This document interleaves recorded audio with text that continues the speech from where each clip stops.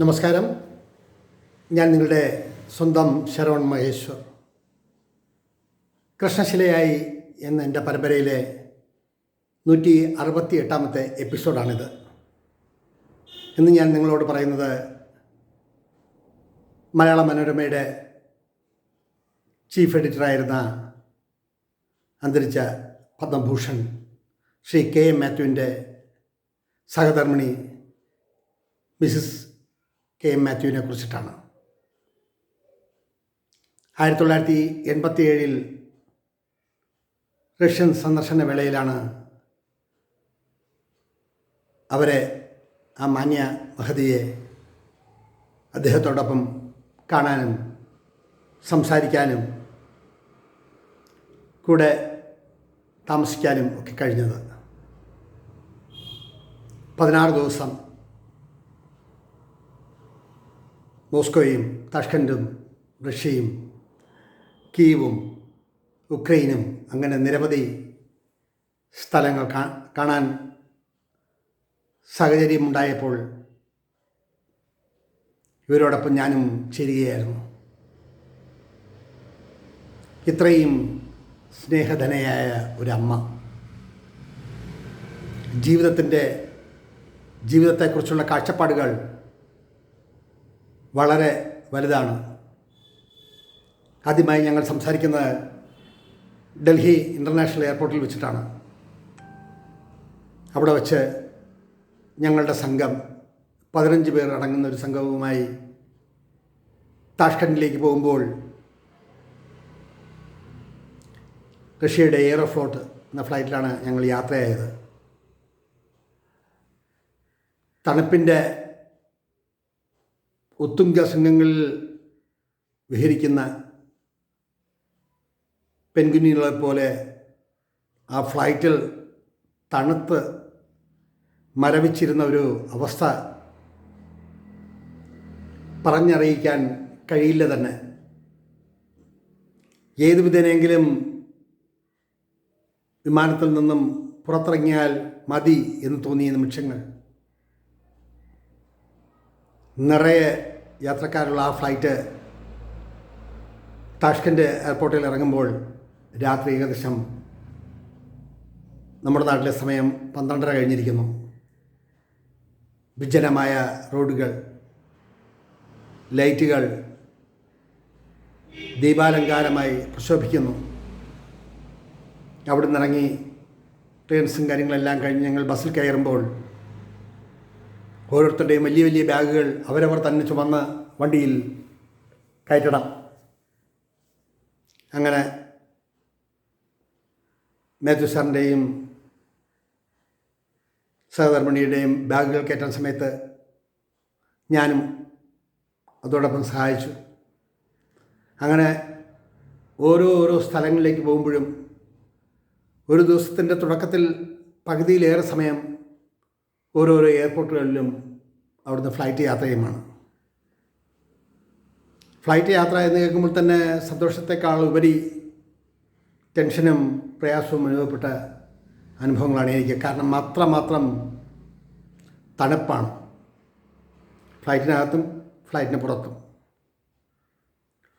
അപ്പോൾ ആ ഒരു സാഹചര്യത്തിൽ താഷ്കൻഡ് എയർപോർട്ടിൽ നിന്നും ഹോട്ടലിലേക്ക് പോകുമ്പോൾ തന്നെ മിസ്സസ് മാത്യുവുമായി സംസാരിച്ചു തുടങ്ങിയിരുന്നു. എൻ്റെ എഴുത്തിൻ്റെ ഭാഷ്യവും എഴുത്തും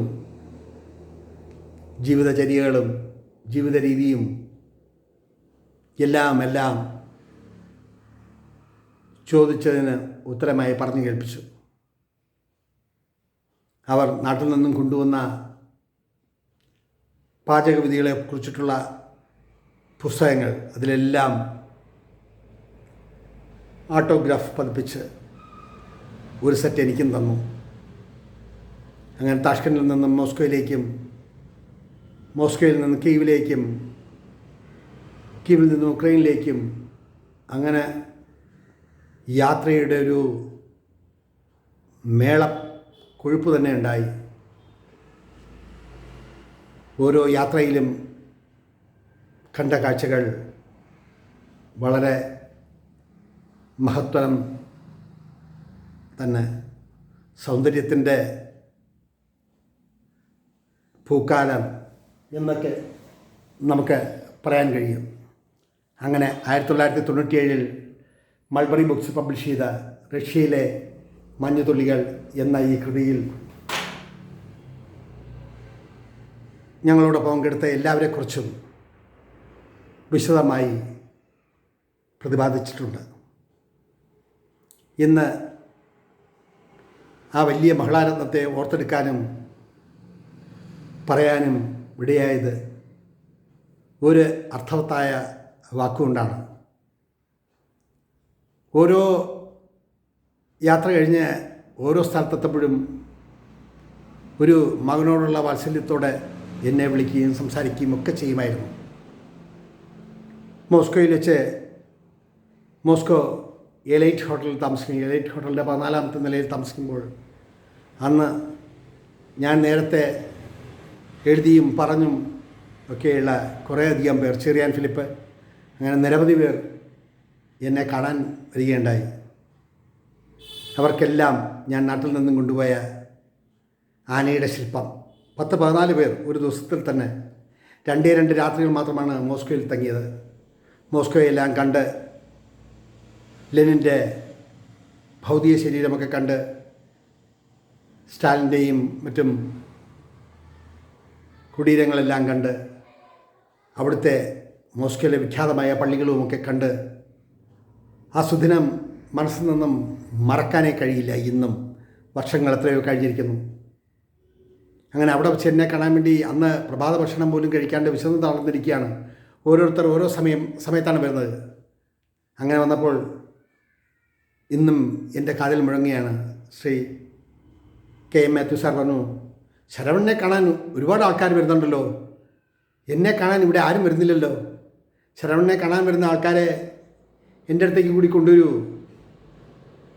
എന്ന് പറഞ്ഞപ്പോൾ ഞാൻ പറഞ്ഞു, സാർ അതിനെന്താ, ഒരു ബുദ്ധിമുട്ടുമില്ല. ഇത് ഞാൻ നാട്ടിൽ വെച്ച് തന്നെ കുറേ പേർക്ക് എഴുതി, നമ്മുടെ പുസ്തകങ്ങളെക്കുറിച്ചും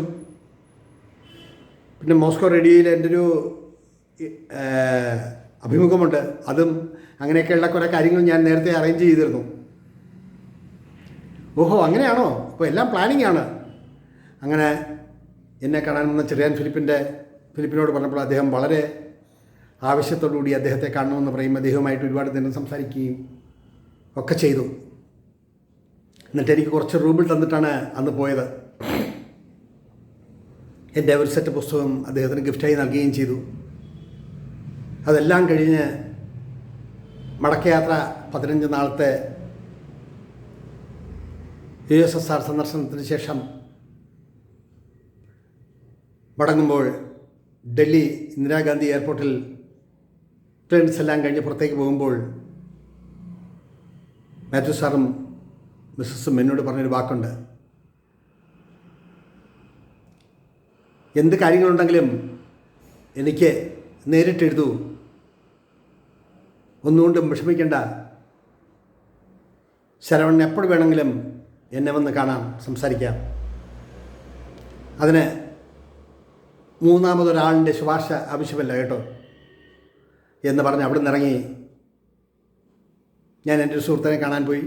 അവിടുന്ന് ട്രെയിനിലാണ് ഞാൻ ട്രിവാൻഡ്രത്തിനെത്തിയത്. അതെല്ലാം കഴിഞ്ഞ് ദിവസങ്ങൾ കഴിഞ്ഞപ്പോൾ വളരെ വിശാലമായ ഒരു കത്ത്, ഒരു 3-4 പേജ് വരും, ഇംഗ്ലീഷിലാണ് അതിലെഴുതിയിരിക്കുന്നത്. അത് കഴിഞ്ഞ് വീണ്ടും ഒരു കത്ത് വന്നു, കോട്ടയത്തെത്തണം, അന്ന് നമ്മോടൊപ്പം ഉണ്ടായിരുന്ന എല്ലാവർക്കും ഞങ്ങളുടെ വീട്ടിൽ വെച്ചൊരു ഡിന്നർ കൊടുക്കുന്നു, അതിൽ ശരവണനും അമ്മയും ഒക്കെ പങ്കെടുക്കണം എന്ന് പറഞ്ഞൊരു കുറിപ്പ്. അങ്ങനെ ഞാനും അമ്മയും കൂടി ബസ്സിൽ കോട്ടയത്ത് ചെന്നു. രാജേഷ് സാറിൻ്റെ വീട്ടിൽ ചെന്ന് അവിടുത്തെ ഡിന്നറിനെല്ലാം പങ്കെടുത്തു. മുൻ വിദ്യാഭ്യാസ മന്ത്രി അന്തരിച്ച ശ്രീ TM ജേക്കബ്, ഇപ്പോഴത്തെ MLA MB ഒക്കെ ആയിരുന്ന നമ്മുടെ ശ്രീ കുഞ്ഞാലിക്കുട്ടി, മംഗളത്തിൻ്റെ ചീഫ് എഡിറ്ററായിരുന്ന അന്തരിച്ച ശ്രീ വർഗീസ്, അങ്ങനെ നിരവധി പേർ പങ്കെടുത്ത ആ ഒരു വേളയിൽ Shri K M Mathew sir അദ്ദേഹത്തിൻ്റെ ബെഡ്റൂമിലേക്ക് വിളിക്കുകയും ബെഡ്റൂം കംപ്ലീറ്റ് ആയിരക്കണക്കിന് പുസ്തകങ്ങൾ ചുവരിലെ അലമാരകളിൽ നിറഞ്ഞിരിക്കുന്നു. കൗതുകത്തോടെയും ആവേശത്തോടെയും ഞാൻ നോക്കിയിട്ട് 2-3 പുസ്തകങ്ങൾ എടുത്തപ്പോൾ പറഞ്ഞു, വേണമെങ്കിൽ ശരവണൻ കൊണ്ടുപോയിക്കോളൂ. പുസ്തകമെന്ന് പറഞ്ഞാൽ ഇത്രമാത്രം ഇഷ്ടമാണോ എന്ന് എൻ്റെ നോട്ടം കണ്ടപ്പോൾ അദ്ദേഹം ചോദിച്ചു. അതിന് മറുപടിയെല്ലാം പറഞ്ഞ്, ഞങ്ങളുടെ റൂമിൽ മറ്റാരെയും കടത്തിയിട്ടില്ല, തന്നെ എൻ്റെ ഒരു മകനെ പോലെയാണ് ഞാൻ കരുതി. അതുകൊണ്ടാണ് ഞാൻ നിങ്ങളെ എൻ്റെ റൂമിലേക്ക് ക്ഷണിച്ചത്. ആന്ധ്രാപ്രദേശിലെ ഗോദാവരിയിലുള്ള പോലവരത്ത് 1922 മാർച്ച് 22 ജനനം. 1942 സെപ്റ്റംബർ 7 തൻ്റെ 20-ാം വയസ്സിൽ മനോരമ പത്രാധിപരായിരുന്ന KC മാമൻ മാപ്പിളയുടെ പുത്രൻ പത്മഭൂഷൺ KM മാത്യുവിനെ വിവാഹം ചെയ്തു. പാചക സാഹിത്യത്തിലെ മികവ്, പാചകത്തെക്കുറിച്ചുള്ള 100 കണക്കിന് പുസ്തകങ്ങൾ രചിക്കപ്പെട്ടു. 1975 വനിതാ മാസികയുടെ പത്രാധിപരായി. നിരവധി അവാർഡുകൾ നേടി. 2003 ജൂലൈ 10 81-ാം വയസ്സിൽ അവർ ഈ ലോകത്തോട് വിട പറഞ്ഞത്. അവരെ ഇന്ന് ഓർക്കുമ്പോൾ എൻ്റെ മനസ്സിൽ തെളിഞ്ഞു വരുന്ന ഒരു രൂപമുണ്ട്. ശരവണ എഴുതൂ, ഇഷ്ടം പോലെ നോവലുകളും മറ്റും എഴുതൂ. കോട്ടയത്ത് തന്നെ ശരവണ താമസിക്കാൻ മുറിയും ഭക്ഷണവും ഒരു നോവലിന് 10,000 രൂപയും വെച്ച് ഞാൻ തരും. എഴുതൂ, എഴുതി തെളിയൂ. അന്ന് എന്തോ അതേപ്പറ്റി ഞാൻ പിന്നീടൊന്നും പറഞ്ഞില്ല. നോവലുകൾ അന്ന് എഴുതാനും കഴിഞ്ഞില്ല. പക്ഷെ എൻ്റെ മനസ്സിൽ കോറിയിട്ടൊരു അനുഭവം, ഞാനും അമ്മയും കൂടി അന്നത്തെ ഡിന്നറെല്ലാം കഴിഞ്ഞ് ഞങ്ങൾ ബസ്സിലാണ് വന്നിരിക്കുന്നത്. മനോരമയുടെ കാറിൽ എന്നെയും അമ്മയെയും കോട്ടയം ബസ് സ്റ്റേഷനിൽ കൊണ്ടുവിട്ട് ബസ്സിൽ കയറി ബസ് പുറപ്പെട്ട ശേഷമേ നിങ്ങൾ തിരിച്ചു വരാവൂ, മനസ്സിലായോ എന്ന് ഡ്രൈവറോട് പറയുമ്പോൾ പത്മഭൂഷൺ നേടിയ അറിവിൻ്റെ കേദാര നിലയമായ ശ്രീ KM മാത്യുവും മിസ്സസ് മാത്യുവും അവിടുന്ന് അവരുടെ വീട്ടിൽ നിന്നും ഈ വണ്ടി കിടക്കുന്ന ഭാഗം വരെ വന്ന് ഞങ്ങളെ വണ്ടിയിൽ കയറ്റി ഇരുത്തി ഡ്രൈവറോട് വീണ്ടും വീണ്ടും പറഞ്ഞു, ഒരു കാരണവശാലും അവരുടെ വണ്ടി യാത്രയാവാൻ തിരിച്ചു വരരുത്. മണി രാത്രി 12 മണിയായിരിക്കുന്നു എന്ന് ഡ്രൈവറോട് പറഞ്ഞു. ഇല്ലമ്മേ ഞാൻ കേട്ടു പറഞ്ഞത് എന്ന് ഡ്രൈവർ വീണ്ടും വീണ്ടും പറയുമ്പോൾ അവരുടെ മനസ്സിലെ വാത്സല്യം, അവരുടെ മനസ്സിലെ സ്നേഹം, മനുഷ്യ മനസ്സിന് ഇത്രത്തോളം താഴാനും എത്രത്തോളം വിനയം പുലർത്താനും കഴിയുന്നല്ലോ എന്ന് ഞാൻ ഓർത്തുപോയി. ഇന്ത്യയിൽ വളരെയധികം ടാക്സ് കൊടുക്കുന്ന ലോകം മുഴുക്ക പ്രതിനിധികളും എഴുത്തുകാരും എല്ലാവരും നിറഞ്ഞ ഒരു വലിയ വ്യക്തിത്വത്തിന് ഞാനെന്ന എഴുത്തുകാരൻ ഒന്നുമല്ല തന്നെ. മാത്യു സാറിന് പത്മഭൂഷൺ കിട്ടി. കോട്ടയത്ത് പത്രക്കാർക്കും എല്ലാവർക്കും വേണ്ടി വിരുന്നൊരുക്കിയപ്പോൾ എന്തോ എന്നെ ക്ഷണിച്ചില്ല, വിട്ടുപോയതാണ്. അതിനുശേഷം ഞാനൊരു കത്ത് അദ്ദേഹത്തിന് എഴുതിയപ്പോൾ അദ്ദേഹം വളരെ വിനയത്തോടെ, ഞാൻ ശരവണനോട് ക്ഷമ ചോദിക്കുന്നു, ഒരുപാട് പേരുടെ തിരക്കുകൾക്കിടയിൽ മനഃപൂർവ്വമല്ല അറിയാതെ സംഭവിച്ചു പോയതാണ്, ക്ഷമിക്കുമല്ലോ ശരവണ, വരൂ എൻ്റെ വീട്ടിലേക്ക്, നമുക്ക് വീണ്ടും കാണാം എന്ന് അദ്ദേഹം എഴുതി എനിക്കൊരു കത്തയച്ചു. സ്നേഹത്തിൻ്റെ, മര്യാദയുടെ, അറിവിൻ്റെ എല്ലാമായ അദ്ദേഹത്തിൻ്റെ മുന്നിൽ ഞാനൊന്നുമല്ല തന്നെ.